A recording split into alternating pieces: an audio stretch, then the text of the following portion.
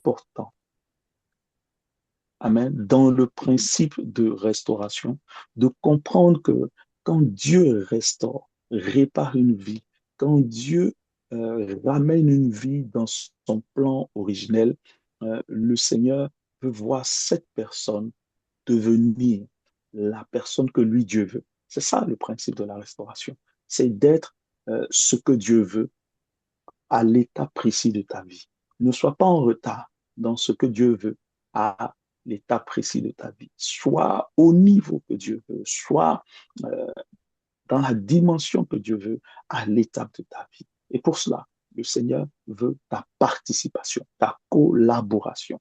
Il veut t'amener d'un niveau à un autre. Alléluia. Euh, voilà une clé que je pense que je n'ai pas donnée, mais qui est importante, que tu peux noter. Tu peux noter et je t'assure, tu verras que cette clé-là, elle va, elle va t'orienter dans ta marche avec Dieu.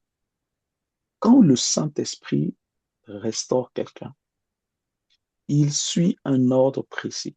Il suit un ordre précis. Je donne euh, quelque chose de général. Vraiment, permets-moi de te parler avec mes quelques années d'expérience avec le Seigneur. Quand le Saint-Esprit veut restaurer quelqu'un, il suit un ordre précis. C'est un architecte merveilleux. La première chose, il révèle les choses cachées. Amen. Il révèle. Quand le Saint-Esprit veut restaurer une famille, une maison, un ministère, quoi, un, un mariage, une vie, une destinée, le Saint-Esprit va révéler.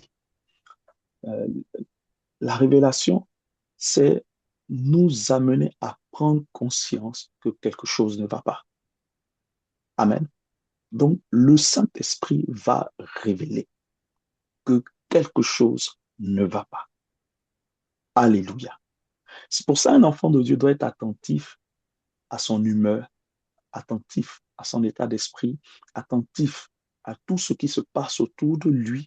Il doit être attentif à ses rêves, aux songes, euh, à sa méditation. Sois même attentif à ce que tu écoutes. Amen. Pourquoi? Parce que dans tout ce qui compose ce qu'on appelle l'atmosphère autour de toi, se trouvent des informations pour indiquer ce qui ne va pas dans ta vie. Amen. Sois attentif à ton humeur, à ton état d'esprit. Sois attentif à ce que tu entends, ce que tu écoutes, ce que tu ressens au fond de toi. Quand le Saint-Esprit veut opérer, restaurer quelqu'un, première chose, il va révéler. Alléluia. Il va révéler. Deuxième chose, il va corriger. Ça veut dire quoi? Il va t'amener à voir tes manquements par rapport à ce qu'il te révèle. Le Saint-Esprit n'accable pas. Le Saint-Esprit ne culpabilise pas. Le Saint-Esprit amène l'homme à comprendre son état. Amène l'homme à comprendre ses fautes et ses manquements. Alléluia. C'est l'étape de la correction. Ça veut dire quoi? Par exemple, je suis là et puis à un moment donné, il y a une forme de mélancolie. L'esprit me dit, je ne suis pas au niveau spirituel qu'il attend de moi. Je ne suis pas au niveau spirituel qu'il espérait voir à cet état précis de ma vie. Alors, qu'est-ce qu'il va dire? Qu'est-ce qu'il va faire? Il va me révéler soit un songe. Il peut me révéler, par exemple, de grandes choses. Je vois de la gloire, j'expérimente. Il va me révéler par exemple, dans un songe, je me vois en train de prier, de guérir des gens, ainsi de suite. Il me révèle. Ensuite, il met dans mon cœur un besoin de repentance. C'est ça la correction. Un besoin qui me pousse, une conviction qui me pousse à comprendre que je ne fais pas ce qu'il faut, ou je n'accomplis pas, ou je ne suis pas suffisamment consacré, ou je ne suis pas suffisamment investi, je ne suis pas suffisamment vrai. Donc, il me corrige. Deuxième étape. Et quand je prends conscience des manquements dans ma vie, La troisième étape, c'est la transformation. Parce que le but de la repentance, le but de la correction, ce n'est pas de m'accabler, c'est de me rélever, c'est de m'amener à aller, à désirer aller un peu plus loin avec lui. Alors, il va me transformer. La transformation va se faire dans un changement d'habitude. La transformation va se faire dans un changement de coutume, comme on le me dit. Ma vie de prière, je vais la reprendre en main. Ma vie de méditation, je vais la reprendre en main. Ma consécration, je vais la reprendre en main. Je mettrai de l'ordre dans ma manière de faire, de regarder les choses, de manger, de dormir. Je vais maintenant aller dans un élan de consécration avec Dieu. Alléluia. Donc, troisième phase, l'ordre numéro 3, c'est la transformation. Donc, il va me dépouiller. Il va m'amener à comprendre que j'ai besoin de mourir à moi-même. J'ai besoin de prendre ma croix. J'ai besoin de suivre Jésus. J'ai besoin de me séparer de certaines choses, mauvaises habitudes, mauvais témoignages. J'ai besoin de me recentrer sur le Seigneur. Donc, transformation. Enfin, la quatrième étape, c'est de nous utiliser. La preuve que l'Esprit a allé au bout du processus de la restauration dans notre vie, c'est notre utilité. Si je ne suis pas utile pour Dieu, c'est que je ne suis pas au bout de ma restauration. Donc, quand l'Esprit te transforme, c'est pour t'utiliser. Donc, un, il va révéler. De deux, il corrige. De trois, il transforme. Et en quatre, il utilise. L'enfant de Dieu a besoin de comprendre que l'Esprit travaille selon un schéma précis. Il travaille selon un schéma précis. Regarde ce qu'il a fait avec Moïse. Ça a été ça. Il s'est révélé à Moïse. Il a corrigé Moïse. Il a transformé Moïse. Ensuite, il a utilisé Moïse. Toutes les personnes, à part le Seigneur, qui n'avait pas besoin d'obéir à ces différents schémas, euh, tous les hommes ont besoin d'un schéma de restauration. Euh, donc, le Seigneur obéit à un ordre précis. Et la sagesse, c'est euh, de comprendre que nous devons respecter l'ordre divin, le schéma de Dieu dans nos vies. On ne peut pas être utilisé si on n'est pas passé par ces différentes étapes. Amen. Amen. Ça, Amen. c'est une pensée que je voudrais communiquer à quelqu'un ce soir. Voilà ce que fait le Seigneur. Deuxième vérité que je voudrais partager avant euh, euh, de... Le thème aujourd'hui, c'est comment passer d'un niveau de communion à un autre. Euh, Deuxième vérité que je voudrais partager pour clore la première étape que nous avons vue ensemble, c'est que tu dois comprendre ces deux choses. Plus ton niveau de communion augmente avec Dieu, premièrement, plus ta vie change. Deuxièmement, plus ton autorité grandit. Qu'est-ce que je me fais comprendre? Plus ton niveau de communion augmente avec Dieu, plus ta vie change et plus ton autorité grandit. Amen. Donc, un indicateur euh, que Dieu t'amène à un autre niveau de communion, de profondeur avec lui, c'est dans la transformation que tu vas toi-même constater, qu'on va aussi, tous ceux qui sont autour de toi vont constater. Ta vie change. Amen. Ta vie change. Ensuite, l'autorité que le Seigneur a déposée en toi grandit. Alléluia. Pourquoi? C'est simple. Le Seigneur veut faire de nous des ambassadeurs, des représentants de sa personne, de son royaume sur la terre. Un ambassadeur a une autorité, un représentant a un pouvoir, a une puissance. Et plus tu vas être intime avec le Seigneur, et plus tu verras que ton autorité sur les démons, ton autorité sur les circonstances et les événements, cette autorité va grandir. Alléluia. C'est pour ça qu'un enfant de Dieu doit désirer euh, un niveau de communion profond et réel avec le Seigneur. Il doit prier et demander au Saint-Esprit de le conduire à chaque niveau de communion, à chaque niveau de profondeur. Il doit crier et désirer être un instrument utile entre les mains de l'Esprit de Dieu. Oui, que le Saint-Esprit restaure nos vies, restaure notre âme, restaure notre cœur, comme on a prié ce midi, il restaure notre cœur, il restaure notre âme, il restaure notre force et il restaure notre pensée. Les quatre aspects qui nous composent.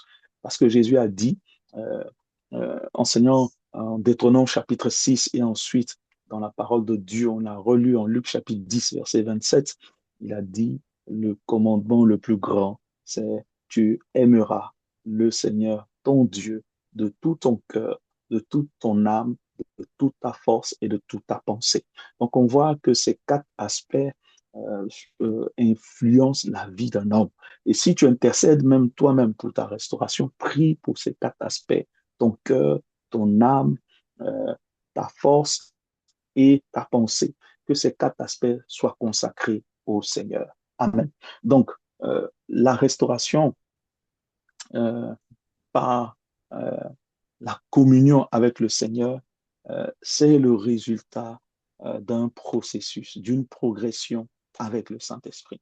Donc, nous avons besoin de grandir dans notre niveau de communion avec le Seigneur.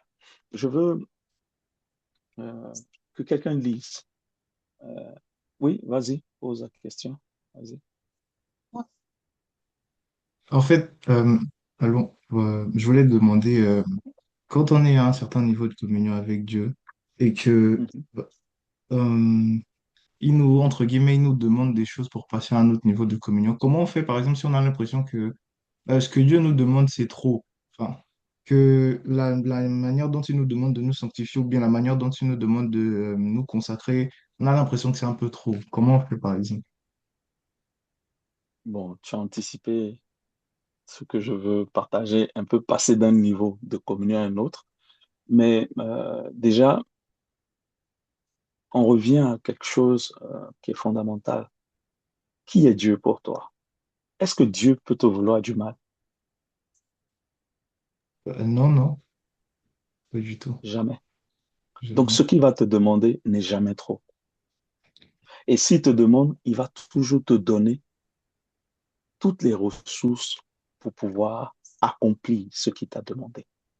Amen. Il ne te laissera jamais, si c'est Dieu qui t'a demandé, il ne te laissera jamais incapable d'accomplir ce qu'il t'a demandé de faire. Sinon, c'est pas un bon père. Donc, euh, c'est humain de dire c'est trop. La preuve, Moïse a dit, je ne peux pas y aller. Voilà. Plusieurs ont essayé de baisser les bras. Même le Seigneur à Gethsemane, sa prière, c'était quoi? Mhm. Si cette coupe peut s'éloigner de moi, c'est humain de le penser. Mais qu'est-ce que le Seigneur a dit après lui-même? Non pas moi, mais ta volonté.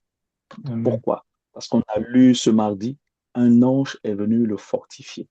Ouais. Donc tu verras que le Seigneur enverra toujours quelqu'un, toujours.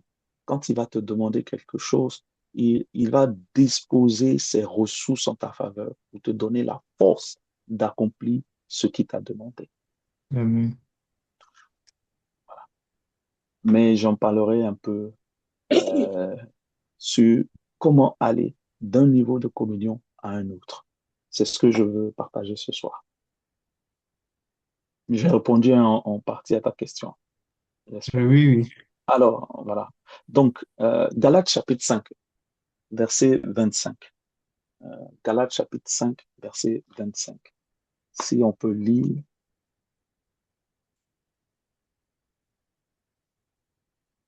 Galates 5, verset 25. Qui peut lire Galates 5, 25?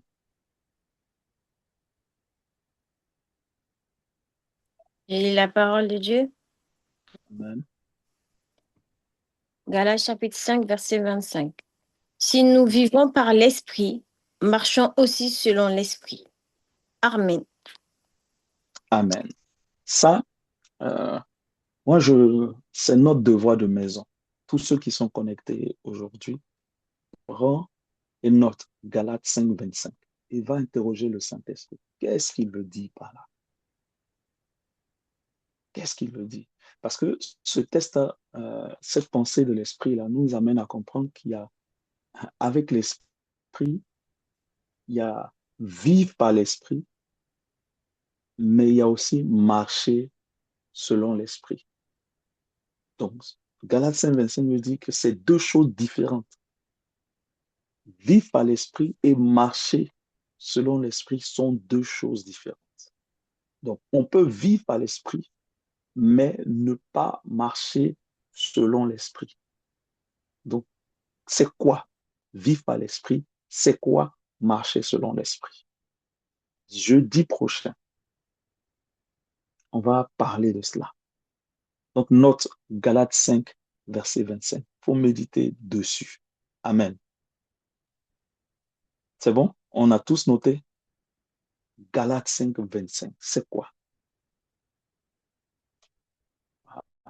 Donc, on peut vivre par l'esprit et ne pas aussi marcher selon l'esprit. On a besoin de comprendre cela. Alors, ce soir, dans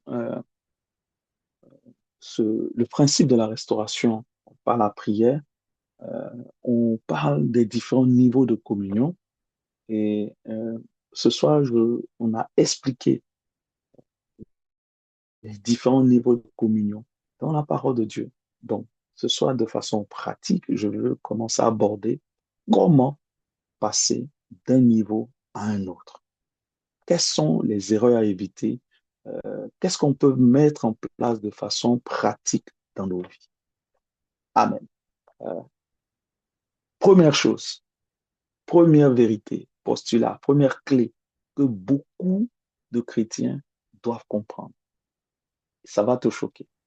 C'est que on ne change pas les choses uniquement par désir. Il faut dire Amen. On ne change pas les Amen. choses uniquement par désir. Vous me comprenez?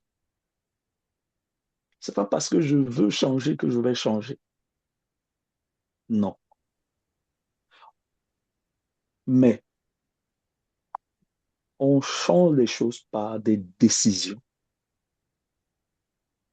par de la discipline, par de la persévérance et par des efforts. Et c'est pour cela, dans plusieurs textes majeurs de la parole de Dieu, euh, pour ceux qui sont forts en quoi, orthographe, grammaire en français, vous allez voir que le verbe qui est employé, c'est de l'impératif, c'est-à-dire c'est un commandement. Cela demande notre action. On va dire, approchez-vous de Dieu. C'est pas que Dieu va te chercher. Dieu dit, toi, tu dois t'approcher. Prier sans cesse. Veiller et prier. C'est pas lui qui va, non, c'est toi. Donc, on comprend que euh, chaque chose, chaque transformation, chaque montée va demander une révélation, une décision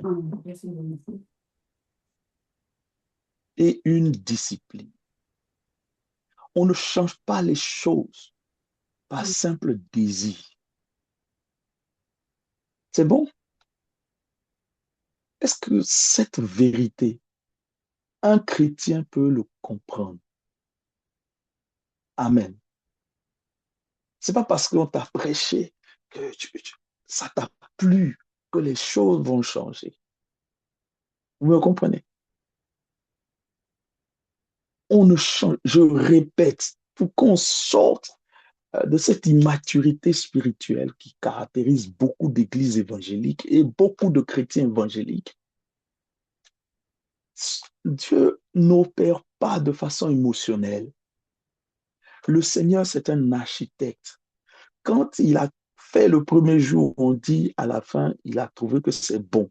Quand on dit c'est bon, c'est qu'il a regardé, il a vu que ce qu'il a fait correspondait à ce qu'il avait planifié en lui. C'est ça, être bon. Et je regarde, ah oui, ça correspond au plan que je me suis fait. Si ce n'était pas bon, il allait reprendre. Amen. On ne change pas de niveau spirituel par désir. On ne change pas les situations parce qu'on pleure assez. Non. Chaque fois qu'il y a quelque chose, une montée, chaque fois qu'il y a une œuvre parfaite en nous, Dieu nous fait passer d'un niveau à un autre, Dieu nous révèle, nous décidons, nous faisons le choix. C'est pour ça que je commençais par le libre arbitre. Nous décidons. Et troisièmement, nous nous engageons. C'est la discipline. Alléluia. Est-ce qu'un chrétien m'écoute aujourd'hui? Révélation, décision et discipline. Amen. Et cela va demander des ajustements. Cela va demander des efforts. Cela va demander de répéter, de reprendre cette chose. Car quand les choses ne sont pas bien faites, le Saint-Esprit va nous amener à reprendre. Parce que c'est un Dieu d'ordre. Si cette pensée, cette vérité, les chrétiens évangéliques pouvaient l'accumuler, la prendre, l'intégrer, je vous assure, nos assemblées allaient changer. Le témoignage de Christ dans nos vies allait être palpable. Nous obéissons, pardon, nous sommes enfermés dans les émotions. Ce n'est pas parce que je désire une chose aujourd'hui que cela va se matérialiser, que cela va être, va influencer durablement ma vie. Aujourd'hui, les gens reçoivent une révélation et puis, au bout d'une semaine, d'un mois, ils reviennent à leur ancien état. Mais pourquoi? Parce que cette révélation n'a pas été accompagnée de décision. Et cette décision n'a pas été implémentée par une discipline. Amen. Amen. Amen. Amen. Est-ce que nous pouvons comprendre cela? Une révélation, une décision et une discipline pour que ce que Dieu nous donne, ce que Dieu veut faire, soit palpable dans nos vies. Et c'est à ce niveau, si vous voulez, que nous échouons la plupart du temps. Beaucoup échouent au niveau de la révélation, c'est-à-dire que Dieu ne leur a pas parlé, ils ne sont même pas sûrs de ce que Dieu a dit et s'engagent dans des choses, s'engagent dans des marathons de prière, s'engagent dans des jeûnes et à la fin sont déçus. Non, tout est une question de révélation. Dans d'autres, on a un peu peur de ce mot-là, mais c'est dans la Bible. Tout est une question de lumière, de révélation. Dieu révèle des choses, il est clair. Amen. Tout commence par la révélation. Quand il n'y a pas de révélation, le peuple est sans frein. Nous avons besoin de révélation, d'entendre la voix de Dieu, de percevoir la pensée de Dieu. Ensuite, une décision. Décision. C'est-à-dire, j'obéis à ce que Dieu m'a montré, à ce que Dieu veut faire dans ma vie. Si je veux passer d'un niveau à un autre, la deuxième chose, c'est que je dois collaborer avec ce que Dieu m'a montré, avec le niveau que Dieu m'a montré. Et troisièmement, je dois l'implémenter, l'intégrer dans ma vie. C'est ça la discipline. La discipline va appeler plus de renoncement, plus d'obéissance. Alléluia. Alléluia. Et ce que je suis en train de dire prend sa source dans la parole de Dieu en Luc chapitre 16, verset 10. Lisons. Luc chapitre 16, verset 10. Qui est volontaire pour lire ce soir pour ne pas qu'on perde trop de temps? Luc 16, verset 10. Quelqu'un peut lire. Luc 16, verset 10.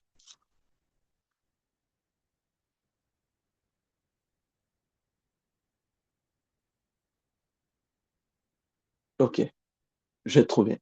Luc J'ai la 16, parole, verset 10. Oui, vas-y. j'ai la parole de Dieu. Luc 16, verset 10. Celui qui est fidèle dans les petites choses sera aussi fidèle dans les grandes choses. Et celui qui est injuste dans les petites choses sera aussi injuste dans les grandes. Amen. Amen. Donc, ça, c'est, voilà des principes spirituels. Le Seigneur dit, pour lui, ça, c'est le Seigneur. Et puis, Dieu ne se trompe pas. Notre Seigneur sait toutes choses. Il dit, si tu es fidèle dans des petites choses, tu seras fidèle dans des choses plus grandes. Mais si tu es infidèle, injuste dans les moindres choses, dans les petites choses, tu le seras aussi pour des choses plus grandes. Amen. Donc, on ne peut pas te confier. Tu ne peux pas atteindre un certain niveau spirituel si tu n'apprends pas, un, à décider et à être discipliné. Est-ce que ça va?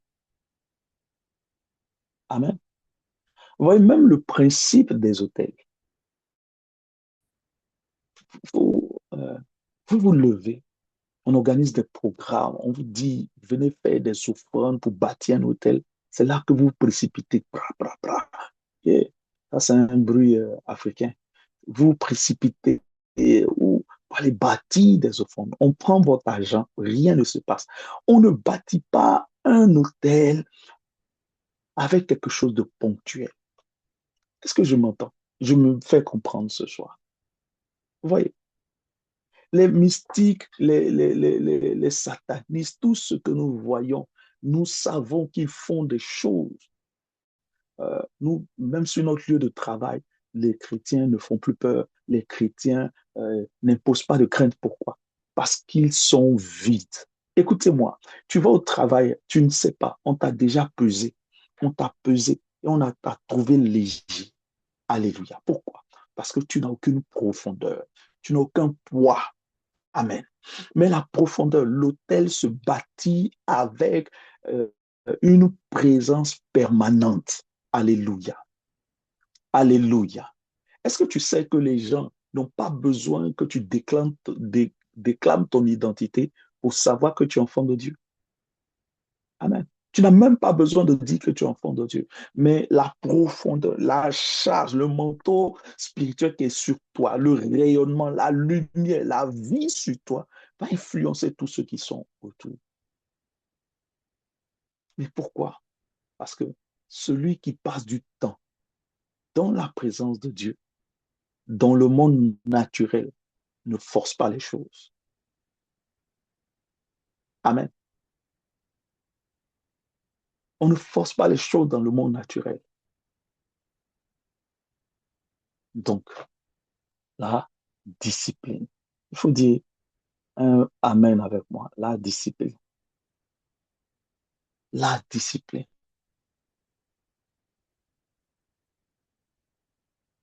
Amen.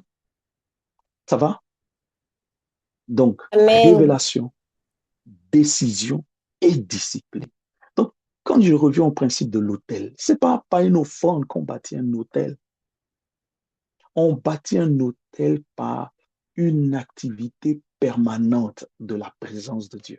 Une pratique permanente de la présence de Dieu. En fait, quand tu dis je bâtis un hôtel, cela veut dire quoi? Cela veut dire que l'endroit où tu vas fléchir les genoux pour prier, on a l'habitude de t'entendre là-bas. Alléluia. Un hôtel, c'est une porte. Amen. Un hôtel, c'est une porte sur le surnaturel. Donc, quand tu as un endroit où tu as l'habitude de fléchir les genoux pour rencontrer ton Dieu, cet endroit devient un territoire inviolable à l'ennemi. C'est ça l'autel. Alléluia. C'est pas aller donner de l'argent pour t'endetter. Donc, si tu veux bâtir un hôtel, sois discipliné pour rencontrer Dieu de façon quotidienne à un moment précis de ta journée. Alléluia. Et aujourd'hui, nous sommes dans la saison que Jésus a appelée à révéler en Jean chapitre 4 à la femme samaritaine. Cette femme qui disait, voilà, c'est sur notre montagne qu'on doit venir prier, ce n'est pas votre montagne, c'est notre montagne qui est en griffe sacrée, votre montagne n'est pas sacrée. Et Jésus lui dit, ça, ce n'est plus ici. Tu vois, il dit, Jean chapitre 4, verset 21. Crois-moi, femme, lui dit Jésus, crois-moi, cette montagne, euh, ce ne sera ni sur cette montagne, ni à Jérusalem que vous adorerez le Père. Amen. Donc, ce n'est pas une question euh, de lieu, mais c'est une question de présence permanente devant Dieu. Alléluia. Donc, quand tu es discipliné à rencontrer Dieu chaque jour, quand tu t'enfermes, tu t'isoles, quand tu pratiques la présence de Dieu chaque jour, tu es en train d'élever un autel. Élever un autel, c'est pratiquer la présence de Dieu. Amen. Donc, nous avons besoin de d'avoir cette vérité, d'apprendre à être fidèle dans les petites choses. Sois fidèle pour rencontrer Dieu. Amen. Amen. Alors, j'ai dit que la première étape, euh, la- le premier niveau de communion que nous voyons partout, euh, qu'on entend partout dans nos programmes, c'est ce qu'on appelle le réveil personnel. Amen. Euh, à un moment donné, nous sentons qu'au fond de nous, euh, soit il y a moins de Dieu ou il n'y a plus de Dieu, où nous sommes froids, nous ne vivons pas ce que Dieu veut. Alors le Saint-Esprit met en nous le désir de chercher Dieu, le désir euh, d'aller vers Dieu. Mais je dis que cette étape-là, c'est de réveil, c'est l'étape la plus petite. Amen. Parce que tu vas être réveillé et puis si tu n'as pas installé la discipline, ce réveil-là va s'éteindre. Donc, pour quitter l'étape de la visitation à l'étape de la sensibilité spirituelle, il faut poser ces actions que je vais énumérer. Il y a trois grandes actions que tu dois installer dans ta vie. Parce que l'étape de la sensibilité, c'est l'étape de la conscience de la présence de Dieu. Alléluia.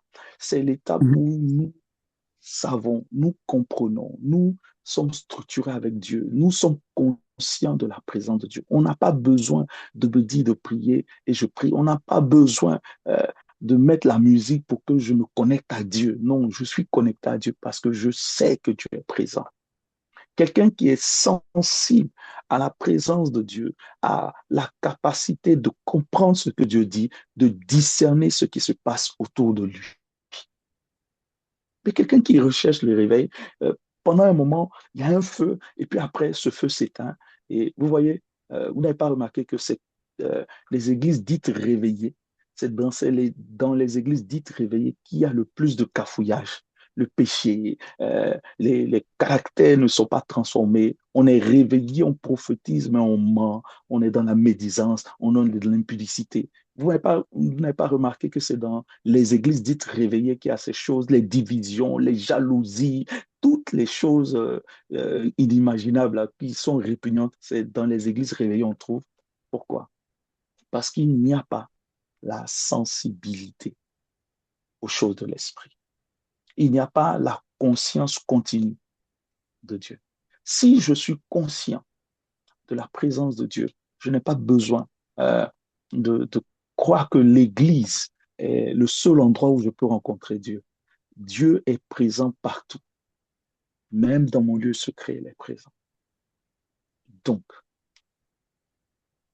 pour passer de l'étape de la communion, du niveau de la visitation au niveau de la sensibilité, il faut installer euh, trois choses. Trois choses. Je vous en prie. Il faut installer trois choses importantes. Première chose, prière quotidienne fixe.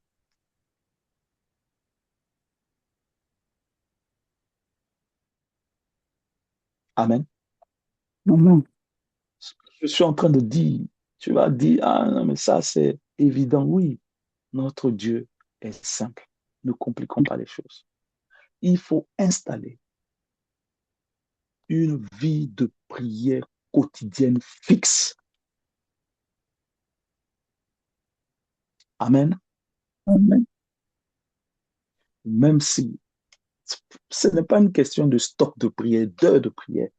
Mon frère, même si c'est 5-10 minutes, fais-le matin, midi et soir, ou matin et soir, mais installe une vie de prière fixe avec ton Dieu.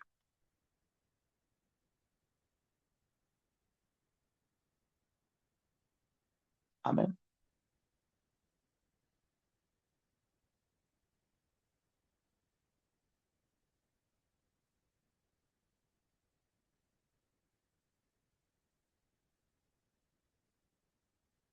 Deuxième chose, qui dit vie de prière, parle aussi de méditation quotidienne. Vous entendez? Méditation quotidienne. Amen.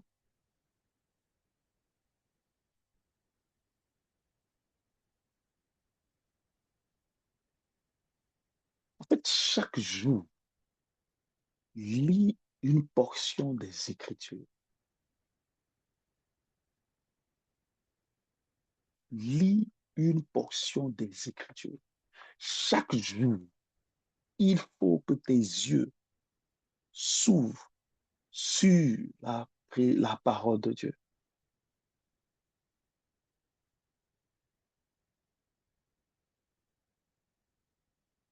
Amen.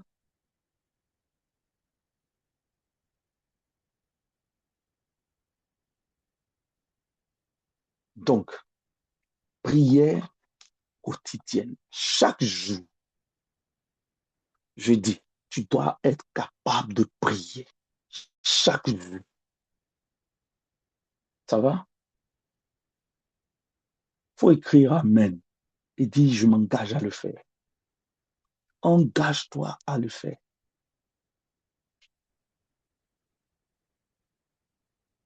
Et voyez, l'une des choses qui manque dans nos églises, on vient à l'église, mais on ne vit pas l'église, on n'est pas l'église. C'est on vient à l'église, mais on ne profite pas de ce que c'est que l'église. L'église, c'est une famille. L'église, c'est quoi? C'est le temple de Dieu. On a dit ce que c'est que l'église.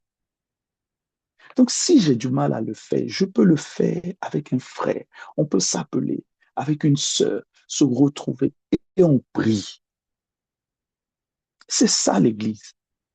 Prier ensemble. Prier les uns pour les autres, mais prier. Tu dois le faire. Si tu as du mal à le faire seul, tu peux demander de l'aide de quelqu'un pour se retrouver pour prier. Jusqu'à ce que cela devienne une discipline de vie, une habitude.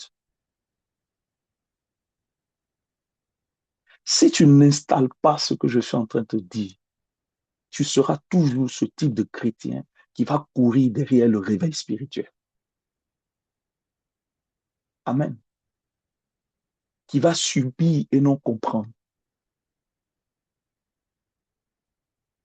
Le Seigneur ne veut pas simplement visiter, mais il est venu pour demeurer, avoir une communion, une intimité, une relation permanente avec toi.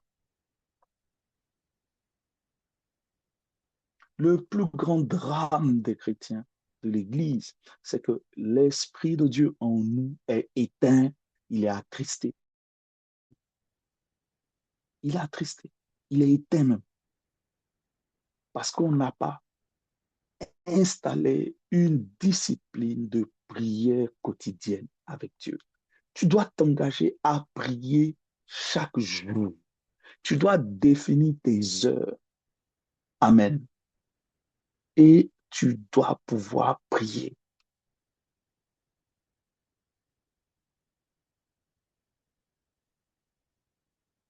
Est-ce qu'un enfant de Dieu avec moi? Il faut dire, je m'engage à le faire. Dis-le. Vous voyez, tu ne peux pas construire ta vie spirituelle autour des temps de prière qu'on a lundi à 5 heures, vendredi à 5 heures, dimanche. Amen, Non, papa. ça ne suffit pas. Ça ne suffit pas pour aller à un niveau de plus en plus profond avec Dieu. Ce n'est pas possible. Il faut apprendre à être discipliné.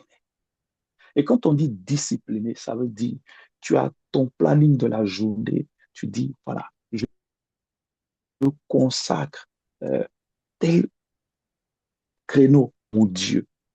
Quand c'est le temps de Dieu, tu peux mettre même un rappel sur ton téléphone, une alarme, ça sonne. Quand ça sonne, tu coupes tout ce que tu fais pour te consacrer à Dieu. Ça, c'est le temps que tu donnes à Dieu. Et tu dis au Seigneur, je te consacre ce temps-là. Aide-moi à respecter cet engagement. Ouais, l'esprit impur va venir te dire, non, ça c'est la chair. Mon ami, il n'aime pas la prière. Il n'aime pas la prière. Mais quand tu vas aller regarder la télévision, il ne va pas te dire que c'est la chair. Mais c'est quand tu veux faire les choses de Dieu, on va te dire, non, ça c'est pas spirituel parce que tu as planifié. Qui t'a dit que Dieu n'est pas dans la planification? Qui t'a dit? Donc, prends en main ta vie chrétienne, ta vie spirituelle. Installe une discipline.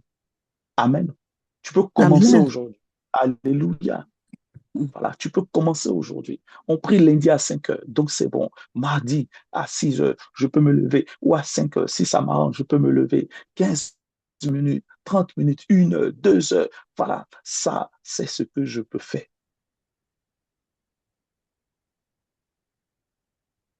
Il y a une expression qu'on emploie dans le monde qui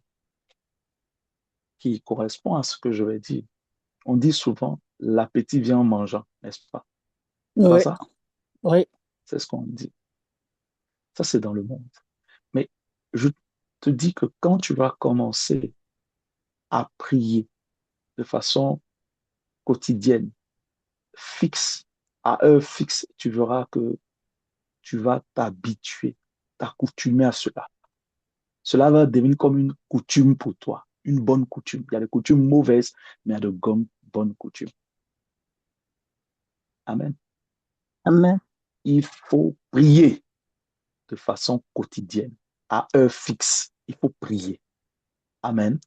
Il faut méditer de façon quotidienne. Chaque jour, tu dois avoir le temps, consacre un peu de temps, consacre de ton temps à la parole de Dieu. Il faut le faire. Donc, deuxièmement, méditation quotidienne. Troisièmement, repentance rapide. Amen. Repentance rapide. Dès que tu as conscience d'avoir posé quelque chose qui n'est pas à la gloire de Dieu, repens-toi. Repens-toi. Mais fais-le de façon rapide. N'attends pas. Fais-le. Repentance rapide.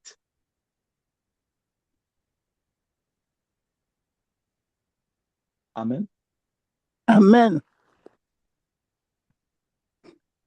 Qui peut me rappeler les 3 actions à faire pour pouvoir passer du premier niveau, niveau 1, la visitation, au niveau 2, être sensible aux choses de Dieu? Qu'as-tu retenu? Quelles sont les 3 actions à faire?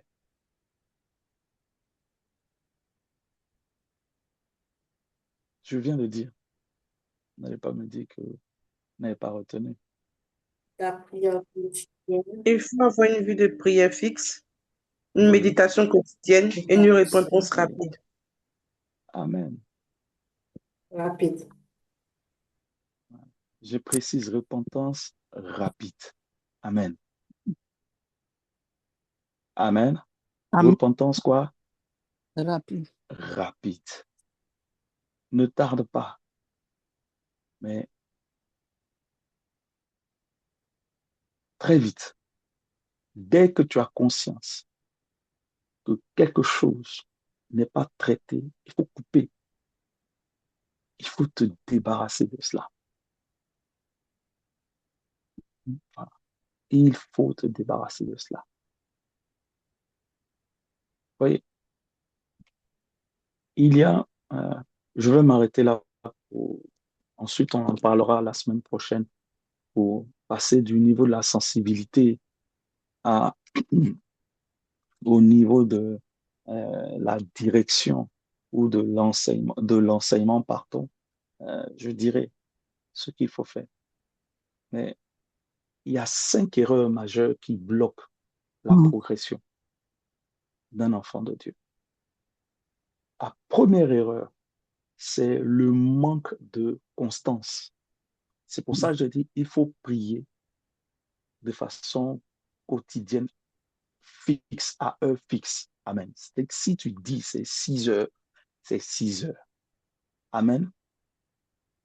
Il faut prier à heure fixe. Et tu ne peux pas voir d'élévation, de transformation, d'impact durable si Mm. tu n'es pas constant dans ce que tu fais. Mm. Donc, la première erreur que commettent beaucoup d'enfants de Dieu, c'est le manque de constance avec Dieu, le manque de constance dans les choses de Dieu. La deuxième erreur, c'est la désobéissance répétée. Ça, c'est la conséquence du manque de constance. Amen. Quand tu vas te discipliner à prier, à méditer, tu vas mettre en place les choses de Dieu dans ta vie. L'ennemi va te challenger, te pousser à ne pas respecter tes engagements. Ça, c'est la première chose. La deuxième chose, l'ennemi va t'amener à bloquer la voie de Dieu, à bloquer les instructions de Dieu. C'est ça la désobéissance. Amen. Parce que Mm. Dieu te dira, Dieu parle, quand tu vas te consacrer à prier quotidiennement, tu vas entendre la voix de Dieu. Tu vas commencer à comprendre. Je dis, il va révéler d'abord les choses. Et quand il révèle, il faut obéir. Et tu auras du mal, certainement obéir. Et la désobéissance répétée va bloquer la voix de Dieu. Donc, deuxième erreur, la désobéissance répétée. Troisième erreur, c'est le péché qui n'est pas traité. Mm. Amen. C'est pour ça que j'ai parlé de repentance rapide. Donc, le péché non traité va couper ta sensibilité, va couper ta Mm. connexion avec l'Esprit de Dieu. Amen. Amen. Et la troisième erreur, je répète, majeure, qui bloque notre progression, c'est le péché non traité. La quatrième erreur qui Mm. bloque notre euh, progression, c'est le Mm. fait de vouloir aller vite, l'impatience. Amen. Amen. En fait, par l'impatience, nous montrons une forme d'orgueil. Nous pensons que Dieu n'est pas assez sage pour nous conduire à bon port. Et donc, nous voulons prendre le gouvernail de nos vies. Non, c'est le refus du processus. C'est Mm. l'impatience. Vouloir aller vite. Amen. Donc, je dis quoi? Quatrième, l'impatience. Premier, le manque de constance et l'instabilité. Deuxième, la désobéissance répétée. Troisième, le péché non traité. Quatrième, l'impatience. Cinquième, c'est le refus d'être transformé. Amen. Vous voyez, euh, ça c'est le drame. C'est-à-dire rechercher des expériences avec Dieu Mm. sans être transformé Oui. va bloquer ta progression. personne ne peut voir Dieu, ne peut vivre des choses avec Dieu sans être transformé. Si tu refuses que Dieu te transforme, tu ne vas pas progresser avec lui. Parce qu'il te confie des choses aussi en fonction du niveau de maturité. Amen. Donc, les 5 choses qui sont des obstacles majeurs à la progression d'un enfant de Dieu, voilà, l'instabilité ou le manque de constance, la désobéissance répétée qui bloque la voie de Dieu, le péché non traité qui coupe la sensibilité euh, euh, à l'Esprit de Dieu, le refus d'être, l'impatience ou le fait de vouloir aller vite qui est un refus à, à, au process de Dieu. Et cinquièmement, c'est le refus d'être transformé parce qu'on recherche que des expériences avec Dieu. Non, Dieu veut nous transformer en profondeur. Nous sommes transformés à son image. Donc, voilà les 5 erreurs majeures. Amen. Et si je veux aller à un autre niveau, je dois permettre à l'Esprit de Dieu de m'impacter, de m'impacter, de m'impacter, d'installer une discipline. Je vais collaborer avec lui pour installer une discipline. Je peux me mettre chaque soir, par exemple, de 22h30 ou de 23h à minuit, je dois prier. Je dois prier. Amen. Il faut que je revienne à cela. Peut-être que les occupations ont eu à faire, à prendre ton temps. Tu n'as pas eu le temps de le faire. Mais à partir d'aujourd'hui, retrouve cette discipline. Alléluia. Amen. Alléluia. Amen. Il faut qu'on revienne à ces choses-là qui fondent la grandeur. Il faut le faire, je t'en prie. Il faut l'installer. Je rencontre mon Dieu. Si tu veux, sur ton téléphone, l'alarme, là, tu mets rencontre avec mon Dieu, avec mon Père, et tu mets ton alarme. Quand ça sonne, tu regardes. Ah, c'est l'heure de la rencontre avec le Père. Tu fermes tout et tu te mets devant ton Dieu. Tu te mets devant ton Dieu pour le rencontrer, pour l'honorer, pour faire le point de la journée avec lui, pour parler avec lui. Papa, ah, ça a été dur cette journée. J'ai fait des choses qui ne sont pas bonnes. Voilà, le Saint-Esprit va me mettre. Ah, tu as dit cela au travail, tu as dit cela à l'école, tu as fait cela, c'est pas bon, répands-toi, appelle cette personne pour demander pardon. Et tu peux envoyer un message pour demander pardon et tu pries, tu fais un check avec le Seigneur. Mais il faut le faire, il faut l'installer, il faut être discipliné. Amen. Considère Amen. ta vie chrétienne comme une maison que tu es en train de bâtir. Et regarde, est-ce que tu n'es pas en train de poser le toit avant de poser la fondation? Est-ce que la fondation que tu as déposée là est capable de soutenir les rêves que tu as? Peut-être que la fondation que tu as posée, c'est la fondation d'une maison basse, alors que toi, tu rêves de construire des immeubles, un immeuble.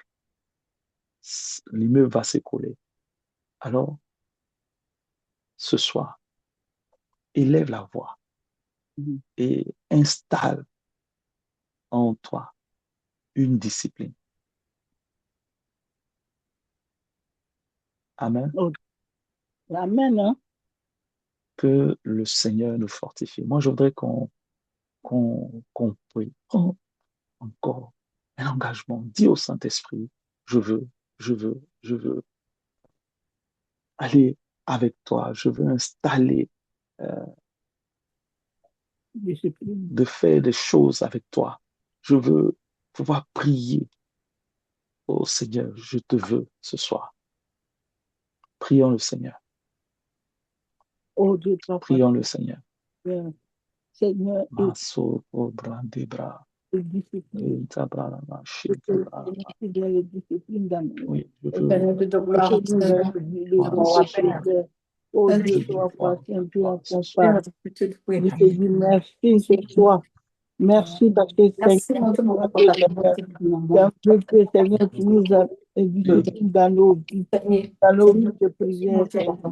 Oh Seigneur, ce soir, mets la papa.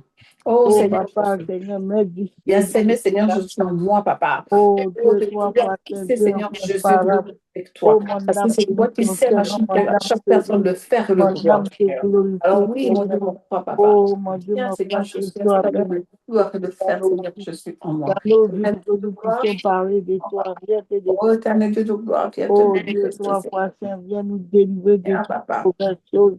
pour Et la Seigneur, gloire, mettez la Seigneur discipline Dieu. dans nos vies.